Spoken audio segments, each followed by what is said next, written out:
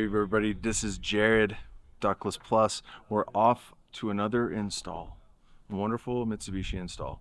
So the story of this one is not all heat pumps are equal in performance, okay? So if you're in a cold climate and you're looking for a unit that's gonna supply you heat and you're seeing below zero temperatures, you do not wanna use a standard heat pump. That'd be like a GL.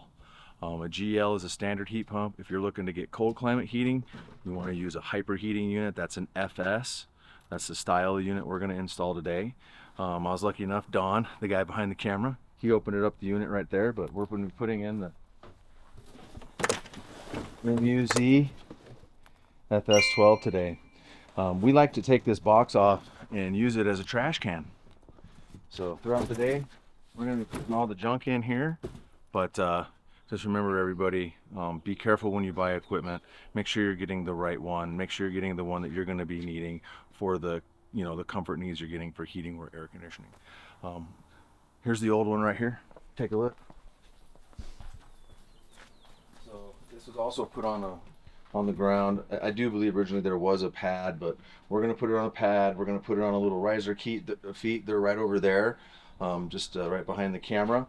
And those machines are this new one's gonna sit on that. We're gonna take this line set hide down off today. It goes right there. We're gonna put a new indoor unit right there in this sunroom. And then we're gonna redo this one. Are you guys ready? Let's rip it out. Here we go. So we already pumped this unit down the other day. We were gonna actually just replace the head, but the customer was interested in getting the hyperheating model, so we're gonna replace this GL unit with a hyperheating unit. First thing we did is pump the unit down, so we got all the refrigerant sucked back into this machine. Disconnecting the control wire here. I'm gonna disconnect the high voltage, and then where is that disconnect? Make sure that switch is off so we don't blow anything up. It's off. Perfect. It's off. Yep. Yep. So now we're just going to disconnect the electrical. Yeah, all that stuff's going, Chris, up there. So we're gonna end up redoing this whole install. So I'm gonna take everything apart. Get my hose.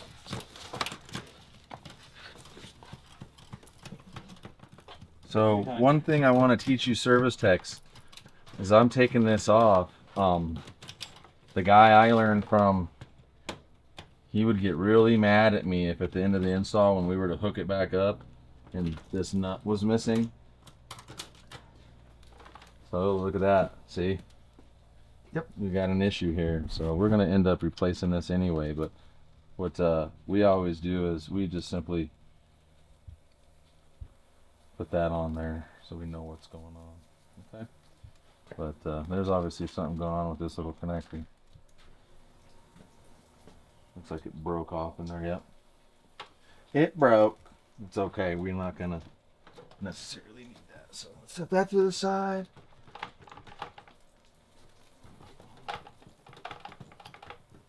We got a little snow last night, so it's a nice sunny day today. So we're gonna be getting a little wet today. So if you guys get wet at work and you don't like it, don't do heating and air. You're not going to like it because you're going to be cold, you're going to be hot, you're going to be wet, you're going to get dirty, you're going to be uncomfortable. But, that's the price we pay to be superheroes. yeah. Yes. We're not going to end up using this either because they ran that. When they ran this originally, they spliced it and did wire nuts up there. We're not going to do that. We're going to run a solid connection.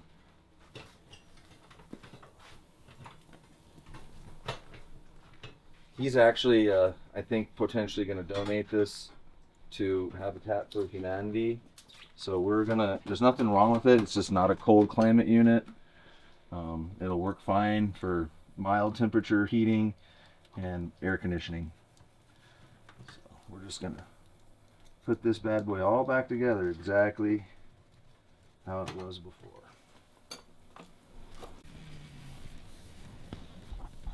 You're pushing the pipe up, bro.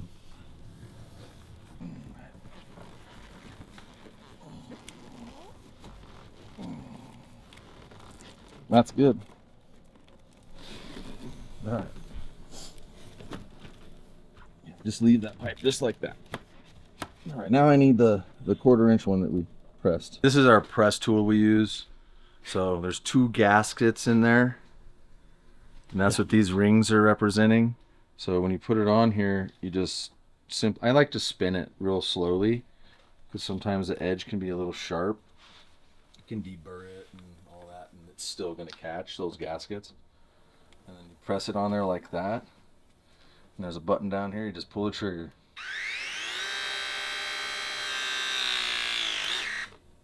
You're done. That makes it so much quicker than trying to do a traditional flare. So that's how you do the press. So now we're going to run these pipes, hook it up, and go from there.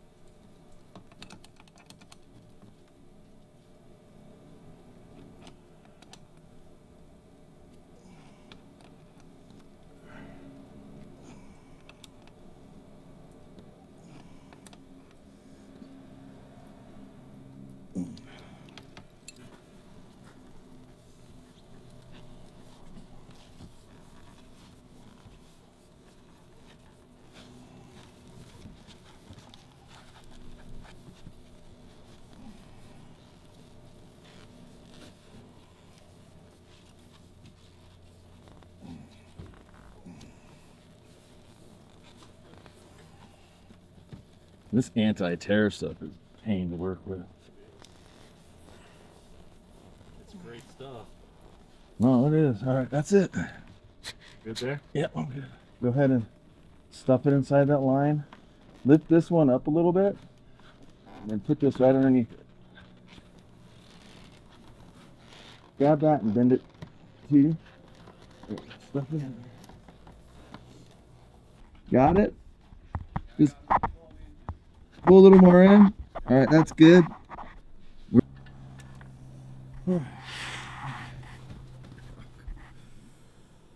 There's a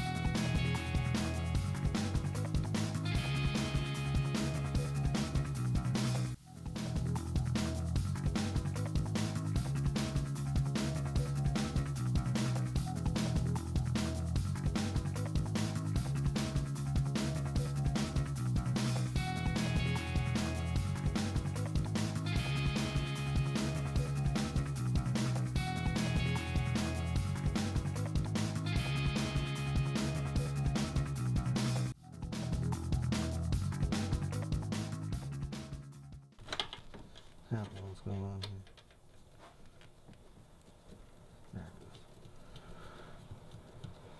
If it does not go on hand tight, you're not doing it right. It's gonna strip. I already know you guys out there are gonna go, why aren't you using your torque wrench? Look, that's totally cool if you want to get a torque wrench, but sometimes those things are so stupid and long that they're gonna cause you issues. After you've done about 8 million of these like I have, you can own a Ductless Plus.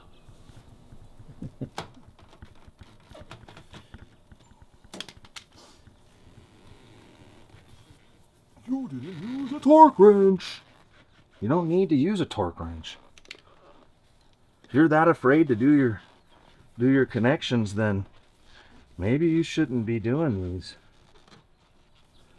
So look, always bring your insulation to your nut and maybe a little bit further, then cut it.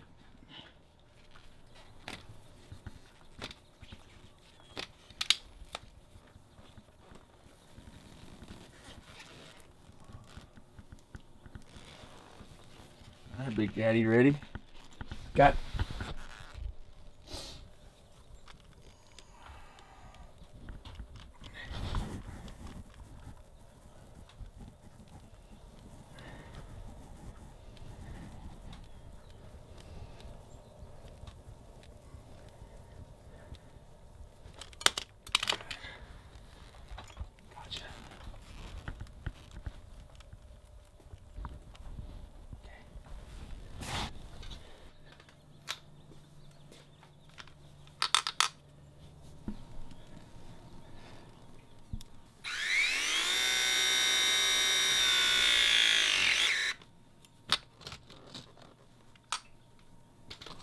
You're gonna want to put a little oil on the back side of your connection, right here. Just a little bit. A little right here. Just kind of walk it around the threads and just lubricate that front piece. Then do this hub.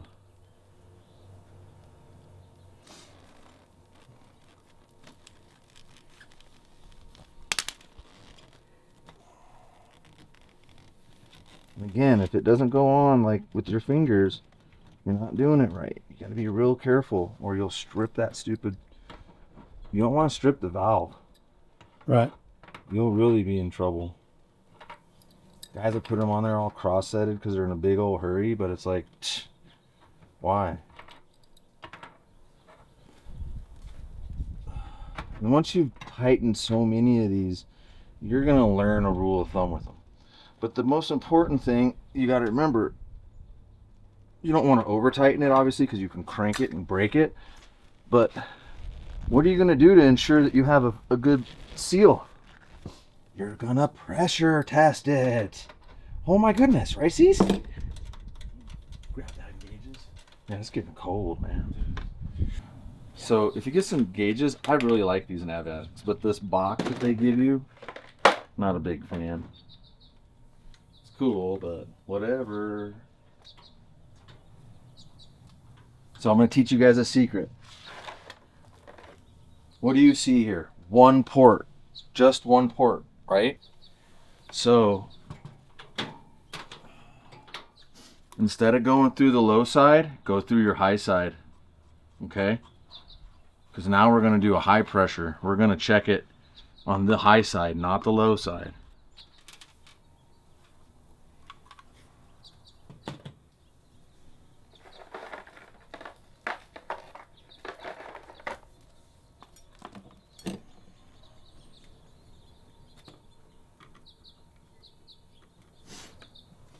Getting cold, so my fingers don't work too good anymore. When it's cold outside, your fingers don't want to work. But if you can't work in the cold, go get a job in a restaurant. You'll be really warm in a kitchen, trust me. But remember, there's another saying about that. If you can't handle the heat, get out of the kitchen. So if you can't handle heat, you can't handle cold, what job are you going to do? I don't know, maybe go get a job at a desk where you're going to have a conditioned environment because someone like me went in there and conditioned it for you, right? So here's a really cool regulator. It's got test, purge, braze, and then off. We're going to go to test because we want to fill it up. So you open it up. This is why I really like these gauges, because it's just a half a turn. You're not going to sit there and crank on it forever, right? Here we go. We want to get all the way up here to 600. It may or may not get that high. It's possible, but Mitsubishi wants you to actually do it at 650. But the nitrogen tank typically only has enough up to 600. And I've actually used this tank a couple of times to fill a couple other units, so we're getting low on pressure. But see how it kind of equalizes out at about 600? That's pretty much about all we got. But that's crazy high pressure. I mean, the operating pressure on this machine on a hot summer day is about 450. So now look, I'm gonna close these off. Boom, boom. We'll close this off. We'll turn this to off. We'll let out there. Now we're gonna sit there and watch that gauge. At 600 pounds of nitrogen, if you have a leak, you're gonna see it immediately. You're gonna see it right away. I don't see anything. I don't hear anything. Even a small leak's gonna show its ugly face, okay? So keep that in mind. I'm just gonna lay that, we're gonna lay it right there. We're gonna do a couple of things. First of all, what I like to do in this scenario is let's start hooking it up.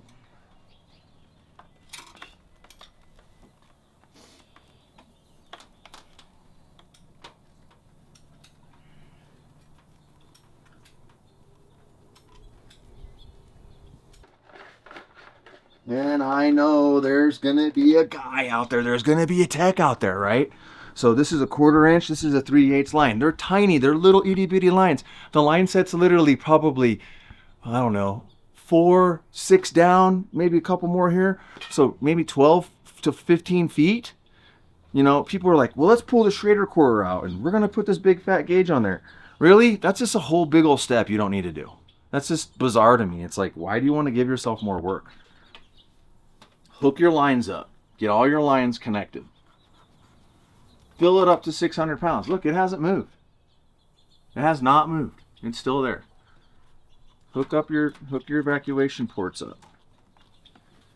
I like using this big fat line when I evacuate, but I'm not pulling the Schrader core because I got stuff to do. I'm gonna leave this how it is. We're gonna run our wire in. We're gonna tie our control wire in. We're gonna go inside and wire that.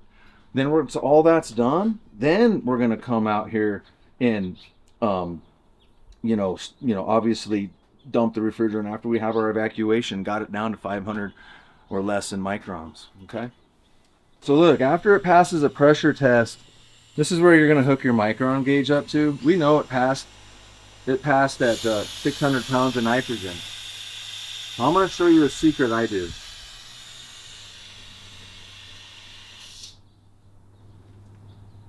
There's still about 90 pounds of nitrogen in here. Do not evacuate all your nitrogen.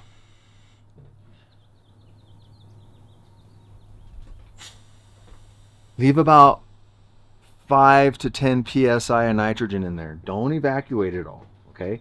Leave it in there. If you dump it all out, what happens is you let air re-enter into the loop. You don't want to do that. You don't need to do that.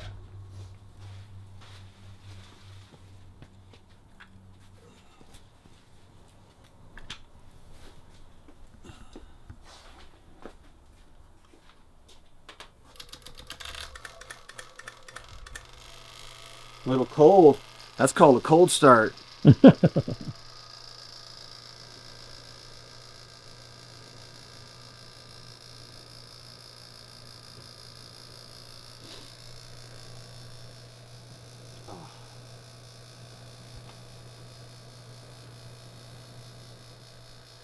Now I'm going to switch this. You can hear that nitrogen coming out of there. I'm going to switch it to my...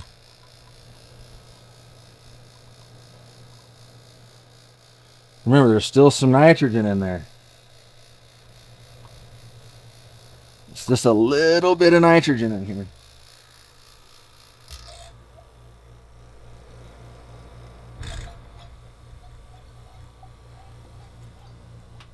See, look how it pulled it into a vacuum. We know it's in a vacuum, so now we're just going to let it rip. That poor little guy's frozo.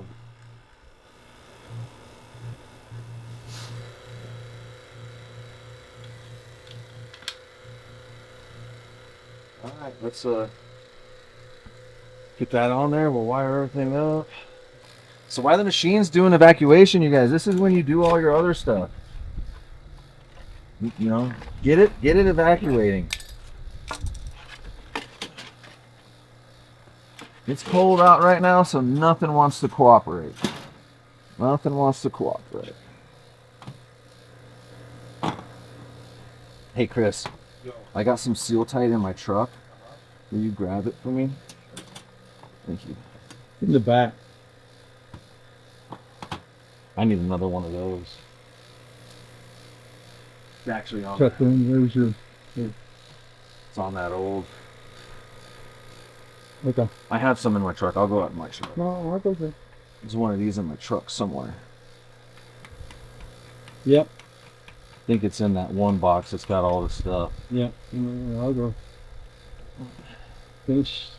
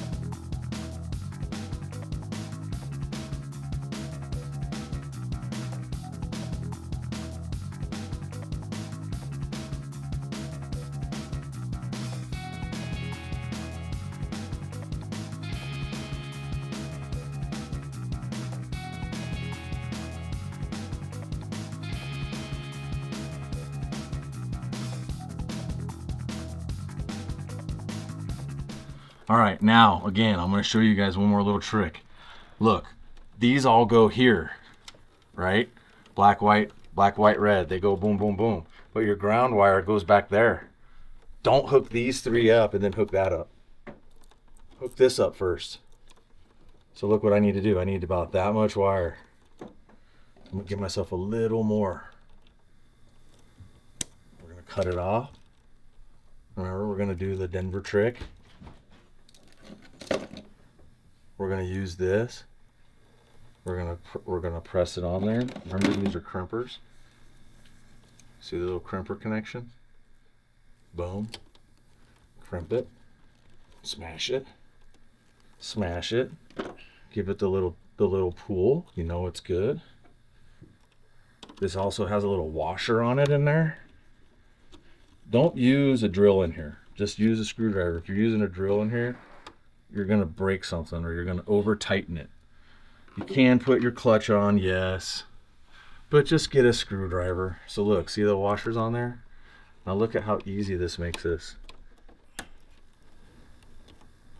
think it's harder for Don because he's got the camera at a funky angle. So we're just gonna tighten it in there.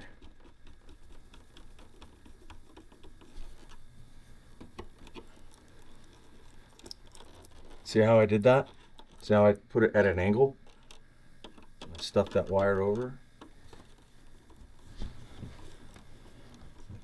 Nice and hand tight. That's it. You don't gotta get all crazy. Remember, it's color coordinated. And again, in here, it's not up here. It's down there. Black, white, red. So the first wire you want to do is the black wire. Leave yourself a little more. Snippy snip. And I just like to do these all at one at a time. I know some guys are like, they'll unloosen all the wires and all that. Just do it once at a time. Crimp it. Crimp it. Crimp it good. Yeah, that one's gonna be tough, huh, Chris? Here's what you can do though. You can loosen that one. Chris is spitting up something.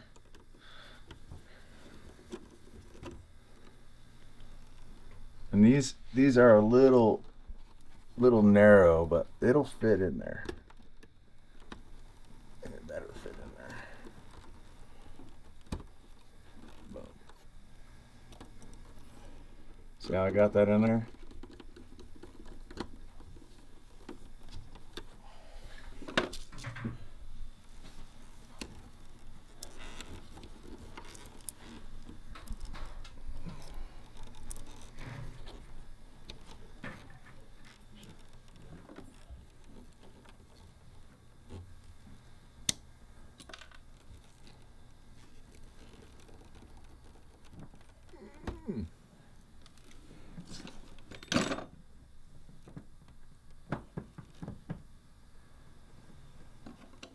Poor Chris is fighting that out there. That's tough to get right there with that canopy.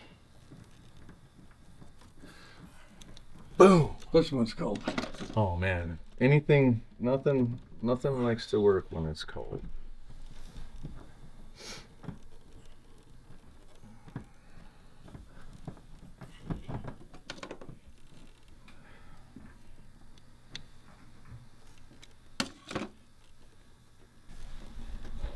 Because you're taking all the work. We like work too. Oh, there's all kinds of stuff to do, boys. There's plenty of stuff to do. So just narrow these a little bit. See how I did that?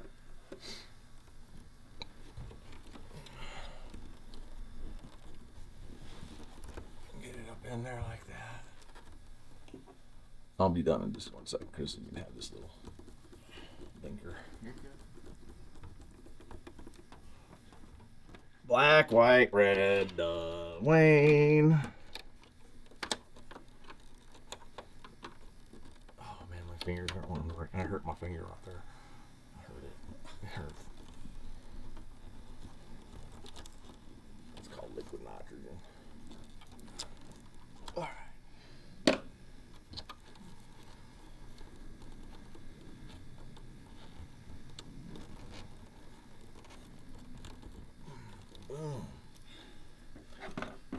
Black, white, red. Black, white, red.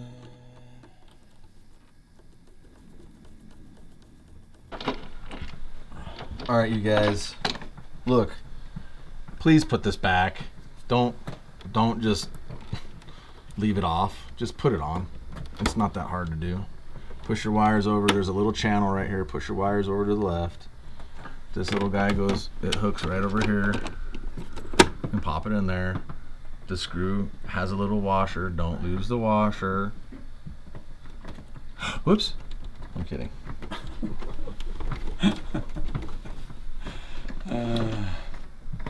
Remember, you're going to want to use no drill.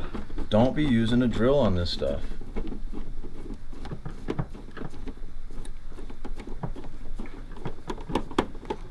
Just hand tight everything, okay?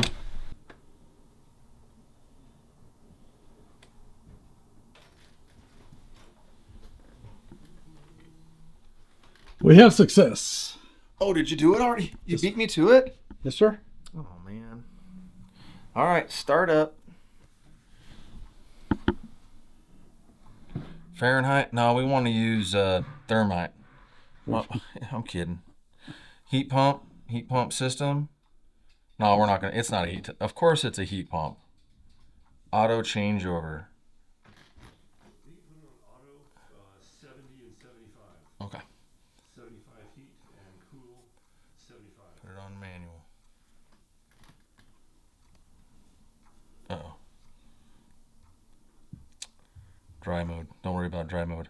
Monday through Sunday schedule. We're not worried about that. Not worried about that. Yes, it's a residential one. If it was a commercial, you would hit edit and do commercial. Disabled lockout. No, we're not going to disable a lockout. If you had an Airbnb, you might want to enable the lockout so that people can't get in here and adjust it. You can do your own specifications and then lock the controller out. That's a really cool feature of this thermostat. That's for the mode, so you can actually lock a mode if you wanted to do like heating or cooling and lock it in that mode and not allow anybody to turn it off. Okay? Fan. We're not worried about that. We're not worried about locking out the set point. This is a individual that owns this and it's his and he's going to do it. We're not. So disable indoor temp, high indoor temp. I'm not worried about it because again, he's going to adjust it to what he wants it to be at. Okay. Humidity. We're not worried about humidity. Max heat temp. Do you think it needs to be 88 degrees in here? I would say no. So, whoops. Hit edit and just bring it down. If it's 80 in here, that's too much, right? Done. So now it's going to save that. Minimum cooling temperature. Come on, guys. Come on.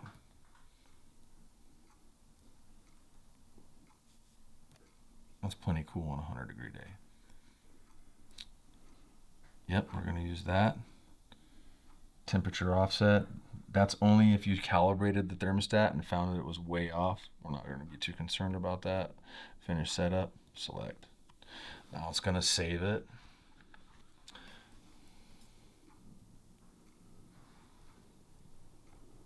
I know it's the 5th because yesterday I paid rent. Select. Boom. Yes. Yes, we're going to do a 12-hour format. What time is it? All right, hold on. That's why you guys get a Rolex, okay? If you get a Rolex, you're not going to have that problem. 348. You got it.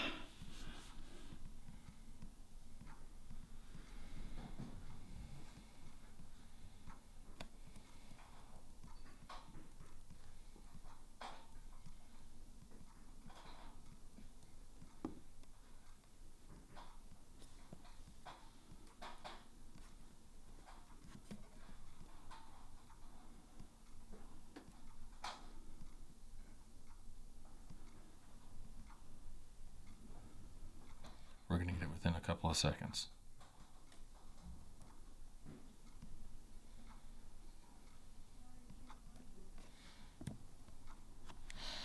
So, mode. Nope, it's not there. I'm kidding. It's down here. It's 56 degrees in the room. I'm just going to bump it up to like 80 real quick. Look, see how it says in hold and tell? We're not worried about that.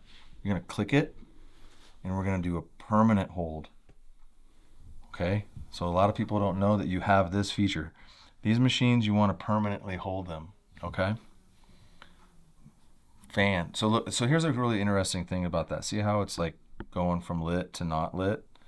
So if you come to this machine and it's not lit, you just tap it and then it'll illuminate. Then it'll like start letting you do, you know, controls. Fan. That's your fan speeds. Okay. Auto. Low. Medium low. High. High. Higher. High. If you put it in auto, that means it'll come off and on depending on that. I'm just going to start it out like right there. 56 degrees. It's holding at 80. I want it at 80 right now because I wanted to run it. Vane. That's oscillating mode on this controller. This thermostat can be used for probably, I don't know, any kind of machine that Mitsubishi has that can link to an MHK2. So you can have all kinds of vane positionings. That's straight out, down a little more, down. Now you're going down to Australia, and then you go back to directional auto. You don't want to do that. That's oscillating mode. There you go. Boom, boom, boom. Boom. Keep in mind, the machine, if you look up there, Don's got those two little green lights, okay? The machine's not going to do anything right now. It's going to wait.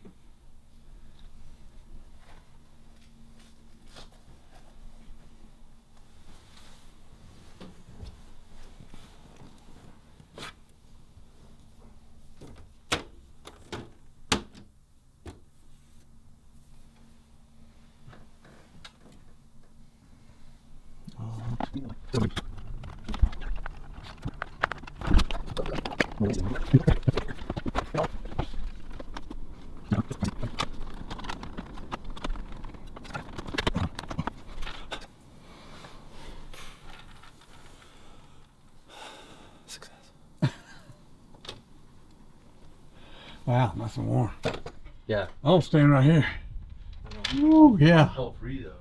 Oh, that's very nice. Hey, you know what? There's no clicking. I don't hear any clicking. I don't hear anything. It doesn't come standard with this unit. Yeah, no clicking on that one. I used to. Yeah. Tick, tick, tick, tick, tick, tick, tick, tick. Success. So the other contractor, we noticed during removal, he didn't have his hole located in the right spot. It was actually way far to the left. So when he was putting his piping outside, he was going at a funky angle like this, which caused the bracket to not allow the head to sit on quite right. If it's not sitting on quite right, it'll rattle, it'll move around, especially when fan operation's going. And people are gonna think it's something else. I can't tell you how many service calls I've gone on where I've seen, you know, the unit not placed right, or it's in position and people think it's the bearing or the motor's bad. I've seen people not put the filters back in there and the machine's filters are completely clogged. What happens when a fan blade is rotating, it creates a static electric charge. So if you don't put your filters back in there, that static electric charge from that fan blade running, it's going to catch all that really fine dust and it'll accumulate on the inside of the fan, and it'll also make the fan go out of balance. So please take your filters out, rinse them out monthly. Just do simple inspections. I mean, if you're hanging out in your house or whatever, if it's in your room, just simply open it up, look at your filters. It doesn't take that long. If they're a little dirty, rinse them off, put them back in there. It's simple. You don't got to buy filters. They're reusable. Be gentle when you clean them. Just gently clean them with water. Put them back up in there. Machines are super amazing and durable, and if you take care of them, they'll take care of you. Jared out.